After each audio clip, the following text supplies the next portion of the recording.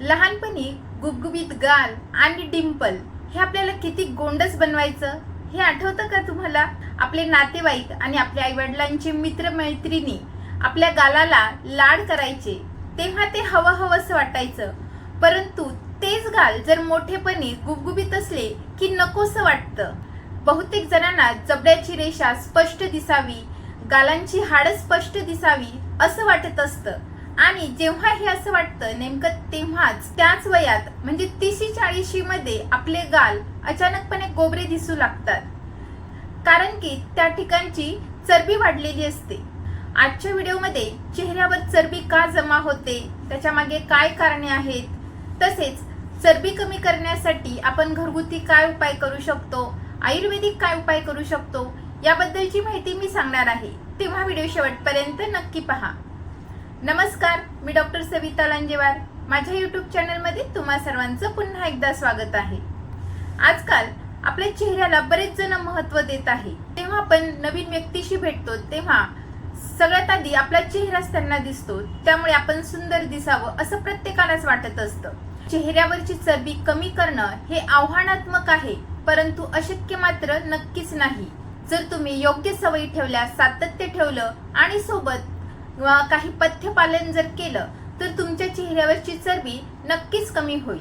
व्हिडिओच्या आधी बघूयात की चेहऱ्यावरची चरबी वाढण्यामागे काय कारणं असतात. तर सगळ्यात पहिलं कारण म्हणजे अनुवंशिक. बऱ्याच जणांचं असं असतं की अनुवंशिकतेनुसारच त्यांच्या चेहऱ्यावर आपोआपच चरबी जमा व्हायला लागते. त्यांचं वजन कमी असलं तरी सुद्धा गाल हे गोबरे असतात. त्यानंतर वयानुसार देखील चरबी जमा होण्याचे बघितले जाते. जसे की 30-40 मध्ये हार्मोनल चेंजेस झालेले असतात, त्यामुळे स्त्रियांच्या चेहऱ्यावर चरबी जमा व्हायला लागते. किंवा डिलिव्हरी नंतर जेव्हा वेट गेन होतं त्या काळामध्ये देखील स्त्रियांच्या चेहऱ्यावर चरबी जमा व्हायला लागते. जर तुम्ही पुरुष असाल आणि तुम्ही अल्कोहोल म्हणजे दारूचं सेवन करत असाल तर चेहरा थोडासा फुगलेला दिसतो, त्या ठिकाणी चरबी जमा झालेली असते, वॉटर रिटेन्शन असतं. तसेच वयानुसार आपल्या त्वचेची जी लवचिकता आहे, इलॅस्टिसिटी आहे ती थोडी कमी झालेली असते. कारण की कोलॅजन जे प्रोटीन आहे ते आपल्या वयानुसार हळूहळू कमी व्हायला लागतं. तसेच त्वचेमधला घट्टपणा देखील कमी व्हायला लागतो. त्यामुळे बऱ्याच जणांची जी स्किन आहे, चेहऱ्यावरची स्किन ती थोडीशी लटकलेली दिसते. आणि जर तुम्ही पथ्यपालन केलं नाही तर त्या ठिकाणी चेहरा फुगलेला देखील दिसतो. त्यानंतर चुकीच्या सवयींमध्ये चुकीचा आहार आणि चुकीचा विहार. चुकीच्या आहारामध्ये जास्त प्रमाणामध्ये जंक फूड खाणं, मैद्याचे पदार्थ खाणं, प्रोसेस्ड फूड खाणं, पॅकेटचे फूड खाणं आणि हे सर्व वारंवार सातत्याने खाणं. त्यानंतर चुकीचा विहार, रात्री जागरण करणं, दिवसा झोपणं, तसेच दारू पिणं, स्मोकिंग करणं यासारख्या चुकीच्या सवयी, या सर्वांमुळे देखील आपल्या बॉडीमध्ये हार्मोनल चेंजेस होतात. आपले मेटाबॉलिझम खराब होण्याचे चान्सेस असतात.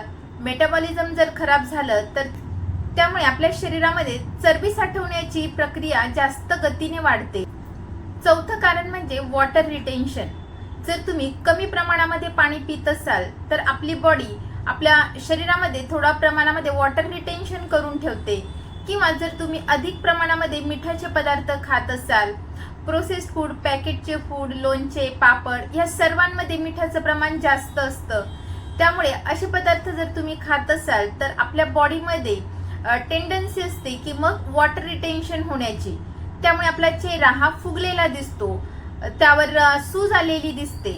योग्य प्रमाणामध्ये तहान लागल्यावर पाणी पिणं गरजेचं आहे. उन्हाळ्यामध्ये आपलं डिहायड्रेशन होणार नाही याची काळजी घेणं गरजेचं आहे. तसेच मिठाचे अधिक प्रमाणामध्ये सेवन करणं टाळणं गरजेचं आहे. जेव्हा चेहऱ्यावरची चरबी वाढते असं आपण केव्हा म्हणतो? जेव्हा गालावर चरबी जमायला लागते, हनुवटीवर चरबी जमायला लागते आणि मानेच्या ठिकाणी चरबी जमा होते, तेव्हा आपला चेहरा एकदम गोलाकार, फुगलेला, सूज आलेला दिसतो.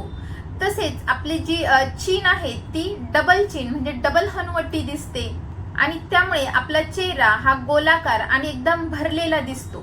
यालाच आपण असं म्हणतो की फेशियल फॅट जमा झालेला आहे. चेहऱ्यावरचं फॅट कमी करण्यासाठी आपण काय करू शकतो?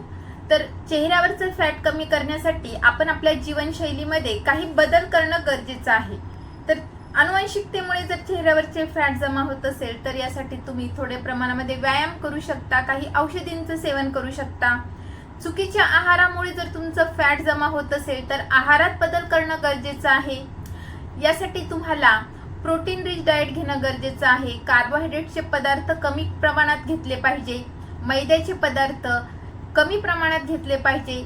यामध्ये ब्रेड, टोस्ट, बिस्किट, कुकीज यासारखे सर्व पदार्थ, केक, पिझ्झा, बर्गर यासारखे सर्व पदार्थ येतात. हे सर्व पदार्थ खाणं टाळावं. जर तुम्ही मैद्याचे पदार्थ खात नसेल तरी तुमची चरबी जमा होत असेल तर तुम्ही गव्हाच्या पिठाच्या ऐवजी ज्वारीचं पीठ, बाजरीचं पीठ, नाचणीचं पीठ यासारख्या धान्यांचा समावेश आपल्या आहारामध्ये करावा. यामध्ये भरपूर प्रमाणामध्ये फायबर्स असतात, तसेच ते पचायला हलके देखील असतात. त्यानंतर आपल्या आहारामध्ये फायबर जास्त प्रमाणात असले पाहिजे. यासाठी तुम्ही वेगवेगळे प्रकारचे सीझनल फळं खाऊ शकतात. व्हेजिटेबल सगळ्या प्रकारचे खावेत, फळभाज्या खाव्यात, पालेभाज्या खाव्यात. त्यानंतर ड्रायफ्रुट्स तुम्ही खाऊ शकता. वेगवेगळ्या सीड्स जे असतात, बिया असतात त्या खाऊ शकतात. सनफ्लावरच्या बिया, भोपळ्याच्या बिया, जवस, तसेच करहाड्याची चटणी यासारख्या फायबर रिच पदार्थांचा समावेश आपल्या आहारामध्ये करावा. फ्रूट ज्यूस किंवा मिल्कशेकच्या ऐवजी डायरेक्ट फळ खावं. बऱ्याच जणांना प्रश्न पडतो की आपण फक्त चेहऱ्यावरची चरबी कमी करू शकतो का? तर नाही, फक्त चेहऱ्यावरची चरबी आपण कमी नाही करू शकत. ओव्हरऑल आपल्या बॉडीचं, शरीरातील चरबी कमी करणं गरजेचं आहे. जर आपण एका स्पॉटकडे लक्ष केंद्रित केलं तर त्यामुळे दुष्परिणाम देखील होऊ शकतात. तसेच काही काळापर्यंत फरक जाणवेल, परंतु पुढे चालून पुन्हा चेहऱ्यावर चरबी जमा होण्याची शक्यता असते. म्हणून ओव्हरऑल शरीराची चरबी कमी करणं गरजेचं असतं. त्यानंतर पाणी आपण किती प्यावं, कसं प्यावं याबद्दलचा मी एक व्हिडिओ बनवला आहे, तो तुम्ही बघू शकता. डिहायड्रेशन होणार नाही याची काळजी घ्यावी. जेव्हा जेव्हा तुम्हाला तहान लागते तेव्हा तेव्हा पाणी प्यावं. जर तुम्हाला चरबी कमी करायची असेल तर जेवणाच्या आधी पाणी प्यावं. जेवल्यानंतर लगेच जर पाणी पिलं तर मात्र तुमच्या पोटावरची किंवा शरीरावरची चरबी मात्र वाढू शकते. योग्य प्रमाणात पुरेसे पाणी जर पिलं तर पचनक्रिया व्यवस्थित व्हायला मदत होते, पोटफुगी कमी व्हायला मदत होते, पचनक्रिया सुधारते आणि रोजच्या रोज पोट साफ व्हायला देखील मदत होते. ज्यांना वॉटर रिटेन्शनचा त्रास असतो किंवा चेहरा सुजलेला असतो किंवा पूर्ण बॉडी सुजलेली दिसत असते, अशा लोकांनी मिठाचं प्रमाण कमी करावं. पांढऱ्या मिठाऐवजी सैंधव मिठाचा वापर करावा. सैंधव मिठाचे अजून काय गुणधर्म आहेत याबद्दलचा मी एक व्हिडिओ बनवला आहे, तो तुम्ही बघू शकता. जर आपल्या बॉडीमध्ये जास्त प्रमाणामध्ये मीठ गेलं तर बॉडीची टेंडन्सी असते की वॉटर रिटेन्शन करण्याची. म्हणजे आपल्या बॉडीमध्ये आपल्या ज्या सेल्स असतात त्यामध्ये पाणी साचून राहतं आणि ते जर पाणी आपल्या सेल्समध्ये साचून राहिलं तर त्या सेल फुगतात. म्हणून आपला चेहरा, आपली बॉडी ही सुजलेली दिसते. ॲक्च्युली त्यांचं वजन कमी, ॲक्च्युली अशा लोकांचं जेवण जरी कमी असलं तरी सुद्धा बॉडी ही सुजलेली दिसते. म्हणून अशा लोकांनी आपल्या आहारामध्ये मिठाचं प्रमाण अगदी अल्प ठेवावं. तर बऱ्याच जणांना वाटतं की आपण तर जास्त मीठ खात नाही, जेवढं भाजीत टाकतो तेवढंच खातो. तर तुम्ही कोणतं मीठ खातात त्याच्यावर देखील डिपेंड आहे. तसेच पॅकेटचे फूड, प्रोसेस फूड, लोणचे, पापड हे जे पदार्थ असतात त्यामध्ये अतिरिक्त मीठ टाकलं जातं, म्हणून असे पदार्थ देखील खाऊ नये. त्यानंतर अल्कोहोल म्हणजे दारू. जर तुम्ही दारूचं सेवन करत असाल आणि तुमच्या चेहऱ्यावर चरबी साचत असेल तर ते दारू देखील त्या चरबी जमा होण्याचं कारण आहे. कारण की दारू ही काही आपल्याला न्यूट्रिएंट्स देत नाही, अतिरिक्त कॅलरीज आपल्या पोटामध्ये जातात. तसेच दारू पिल्यामुळे आपली बॉडी ही डिहायड्रेट होत असते आणि मग बॉडी डिहायड्रेट झाली की ती पुन्हा वॉटर रिटेन्शन करण्याचा प्रयत्न करते. तुम्ही बघितलं असेल, जे लोक दारुडे असतात अशा लोकांची मान आणि हनवटीच्या ठिकाणी असं मांस लटकत असतं. म्हणून जर तुम्हाला चेहऱ्यावरची चरबी कमी करायची असेल तर मद्यपान, दारूचं सेवन करू नये. त्यानंतर झोप. जेव्हा आपण योग्य वेळी योग्यरित्या झोपतो, योग्य वेळ झोपतो, तसेच योग्य काळापर्यंत झोपतो, त्याचा फायदा आपल्या पूर्ण बॉडीला होत असतो. झोपेचे काय महत्त्व आहे याबद्दलचा मी एक व्हिडिओ बनवला आहे.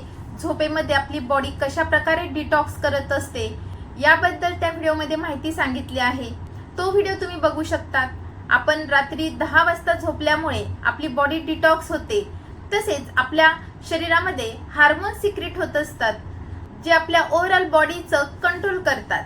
जर तुम्ही योग्य वेळी झोपले नाहीत तर आपल्या शरीरामध्ये कॉर्टिसॉल नावाचं हार्मोन मग सिक्रेट होतं आणि जर कॉर्टिसॉल हार्मोन जास्त प्रमाणात सिक्रेट झालं तर आपली स्ट्रेस लेवल वाढण्याचे जास्त चान्सेस असतात. जर आपली स्ट्रेस लेवल वाढली तर त्याचा परिणाम आपल्या मेटाबॉलिझमवर होतो आणि आपलं मेटाबॉलिझम जर बिघडलं तर आपली जी बॉडी आहे ती जास्त प्रमाणामध्ये फॅट तयार करायला लागते आणि हे जास्त प्रमाणात तयार झालेलं फॅट चेहऱ्याच्या ठिकाणी, पोटाच्या ठिकाणी जमा होत राहतं. म्हणून आपण रात्री योग्य वेळी झोप घेणं गरजेचं आहे. बऱ्याच जणांना वाटतं की अरे डॉक्टर, आम्ही तर 8 तास व्यवस्थित झोपतो, पण तुम्ही कोणत्या 8 तासामध्ये झोप घेत आहात? दिवसाचे 8 तास झोपत आहेत तर ते अगदी चुकीचं आहे. रात्री 10 ते 11च्या दरम्यान झोपावं आणि सकाळी 6 वाजता तरी उठावं. यानंतर व्यायामाचा देखील अतिशय चांगला असा फायदा यासाठी बघितला जातो. तर तुम्ही व्यायामामध्ये धावणे, कार्डिओ, स्विमिंग करू शकतात, तसेच ब्रिस्क वॉकिंग करू शकतात. जर तुम्हाला काही जमलं नाही तर कमीत कमी 30 मिनिटं कार्डिओ करावं. स्ट्रेंथ ट्रेनिंग देखील अतिशय उपयुक्त आहे. त्यामुळे आपले बॉडीचे मसल्स बिल्डअप होतात आणि मसल्सला एक प्रकारचं टोनिंग मिळतं. तसेच जर तुम्ही व्यायामाशिवाय चेहऱ्यावरची चरबी कमी करत असाल किंवा ओव्हरऑल बॉडीची चरबी कमी करत असाल, फॅट बर्न करत असाल तर त्याचा साईड इफेक्ट मात्र होऊ शकतो. कारण की जेव्हा आपण व्यायाम करतो तेव्हा आपल्या मसल्सला एक प्रकारची टोनिंग मिळते. आपली जी त्वचा आहे ती लवचिक राहते, इलास्टिसिटी मेंटेन राहते. त्यामुळे जेव्हा आपण चरबी लूज करतो, चरबी कमी करतो, तेव्हा आपली बॉडी शॅगी होऊ देत नाही. जर आपला सोबत व्यायाम राहिला तर त्वचा लवचिकता टिकून ठेवते आणि मग आपला चेहरा हा तजेलदार दिसतो. नाहीतर आपला चेहरा हा सैल पडल्यासारखा आणि निस्तेज दिसू शकतो. आपल्या त्वचेची लवचिकता मेंटेन ठेवण्यासाठी आपल्या आहारामध्ये vitamin C, essential fatty acids यांचा समावेश असणं गरजेचं आहे. कोलॅजन निर्मितीसाठी प्रोटीन्सची गरज असते, म्हणून आपल्या आहारामध्ये प्रोटीन्सचा समावेश असावा. चरबी कमी झाल्यामुळे त्वचा सैल पडू नये, लूज पडू नये, निस्तेज दिसू नये यासाठी हायड्रेटेड राहणं गरजेचं आहे. व्यवस्थित वेळेवर झोप घेणं गरजेचं आहे. मद्यपान, स्मोकिंग तसेच मैद्याचे पदार्थ, मीठ, साखर यांचं सेवन करणं टाळावं.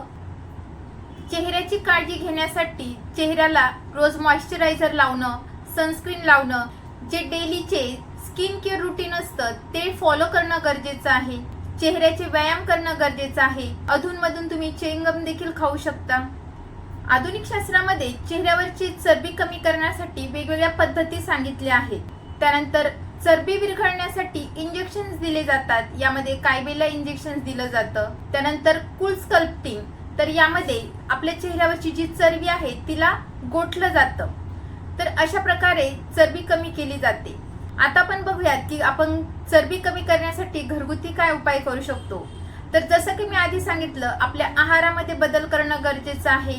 पौष्टिक संतुलित आहार घेणं गरजेचं आहे. पॅकेटचे फूड, जंक फूड खाणं बंद करणं गरजेचं आहे. स्मोकिंग, मद्यपान करणं गरजेचं आहे. वेळेवर झोप घेणं गरजेचं आहे. रात्रीचं जागरण टाळणं गरजेचं आहे. तसेच व्यायाम करणं गरजेचं आहे. त्यानंतर स्किन केअर रुटीन ठेवणं गरजेचं आहे, जेणेकरून चरबी कमी झाल्यानंतर त्वचा सैल पडू नये. तर यासाठी तुम्ही चेहऱ्याचा व्यायाम करू शकतात, कोल्ड थेरपी करू शकतात. एका बाउलमध्ये बर्फाचं पाणी घ्यावे किंवा बर्फाचे क्यूब्स टाकून ठेवावे, त्यामध्ये चेहरा बुडवावा. त्यामुळे आपली जी व्हेगस नर्व आहे ती ऍक्टिव्हेट होते आणि आपल्या चेहऱ्याचं सर्क्युलेशन व्यवस्थित व्हायला मदत होते. तसेच आपल्या चेहऱ्यावरच्या चरबीचं विघटन व्हायला मदत होते आणि आपल्या चेहऱ्यावर आलेली सूज कमी व्हायला मदत होते. तसेच स्किन टोन सुधारण्यासाठी देखील अतिशय उपयुक्त आहे. आजकाल बरेचसे सेलिब्रिटी अशा प्रकारची कोल्ड थेरपी करताना दिसतात. तुम्ही देखील घरच्या घरी ही थेरपी चेहऱ्याची सूज कमी करण्यासाठी, चेहऱ्याची चरबी कमी करण्यासाठी करू शकता. यानंतर तुम्ही वेगवेगळे योगासनं करू शकता. सूर्यनमस्कार, सिंहासन तसेच चिन लॉक यासारखे व्यायाम करू शकतात. यानंतर चेहऱ्याचे वेगवेगळे व्यायाम तुम्ही करू शकतात. ओठ ओढण्याचा व्यायाम करू शकतात. चेहऱ्याची व्यायाम केल्यामुळे आपल्या चेहऱ्याचं सर्क्युलेशन व्यवस्थित होतं, तसेच शार्पनेस वाढतो.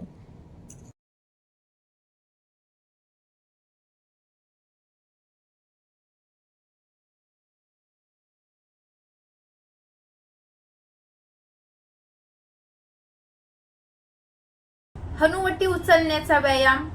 यासाठी मागे डोके करून बसावे, वर सिलिंगकडे बघावे, मान वर करावी आणि खालचा ओठ वरच्या ओठाकडे येईल अशी हालचाल करावी। यामुळे हनुवटीची एक्सरसाइज होते आणि हनुवटीत जमा झालेले चरबी कमी व्हायला मदत होते। Fish lip exercise. यामध्ये जसं आपण फोटो काढण्यासाठी पाऊट बनवतो तसा पाऊट बनवून उजवीकडे आणि डावीकडे फिरवत राहावा। यामुळे आपले जे चेहऱ्यावरचे मसल्स आहेत त्यांना स्ट्रेंथ मिळते आणि त्यांचं टोनिंग सुधारतं। जबडा सोडण्याचा व्यायाम। यामध्ये खालचा जबडा वरच्या जबड्याकडे हलवत राहावा, जसं काही आपण काहीतरी खात आहोत। हवा फुंकण्याचा व्यायाम। यामध्ये तोंड बंद करून तोंडामध्ये हवा धरून ठेवावी आणि ती हवा सगळीकडे फिरवत राहावी। जीभ फिरवण्याचा व्यायाम। तोंडातल्या तोंडात सगळीकडे जीभ फिरवणे। जीभ फिरवल्यामुळे आपल्या ज्या फाईन लाईन्स असतात त्या कमी व्हायला मदत होते, लॉफिंग लाईन्स कमी व्हायला मदत होते। तर ही सर्व फेशियल एक्सरसाइज झाली, त्यामुळे आपल्या चेहऱ्यावरची चरबी कमी व्हायला मदत होते। आयुर्वेदामध्ये चरबी कमी करण्यासाठी, चरबी वितळण्यासाठी तेलाने मालिश करायला सांगितले आहे, उद्वर्तन करायला सांगितलं आहे। तर तुम्ही यासाठी कोमट तीळ तेलाने आपल्या चेहऱ्याची अँटी क्लॉकवाईज डायरेक्शनने मालिश करावी। तीळ तेलाने मालिश केल्यामुळे चेहऱ्यावरची चरबी वितळायला मदत होते, स्किनला टोनिंग मिळायला मदत होते, तसेच रंग उजळण्यास देखील मदत होते। तीळ तेल हे चरबी कमी करण्यासाठी अतिशय उत्तम आहे। त्यानंतर आपल्याला त्रिफळाच्या चूर्णाने उद्वर्तन करायचं आहे। जसं आपण उठणं अंगाला घासतो त्याचप्रमाणे चेहऱ्याला उठणं घासायचं आहे, परंतु ते अँटी क्लॉकवाईज घड्याळाच्या विरुद्ध दिशेने। त्यामुळे चरबी वितळायला मदत होते, तसेच चेहऱ्याचे मसल्सचं टोनिंग व्हायला देखील मदत होते। अशा प्रकारे स्क्रबिंग केल्यामुळे ते फॅट बर्नरचं काम करतं। औषधांमध्ये त्रिफळा गुगुळ, मेदोहर गुगुळ, मेदारी सिरप यासारख्या औषधांचा समावेश करू शकता। अशा प्रकारे तुम्ही देखील आपल्या चेहऱ्यावरची चरबी कमी करू शकतात, परंतु या सर्व उपचारांमध्ये योग्य सवयी, सातत्य आणि व्यायाम यांचा समावेश करणं आवश्यक आहे। पुन्हा भेटूयात पुढच्या व्हिडिओमध्ये, तोपर्यंत हेल्दी खा, हेल्दी रहा, आयुर्वेदाला जवळ करा। धन्यवाद।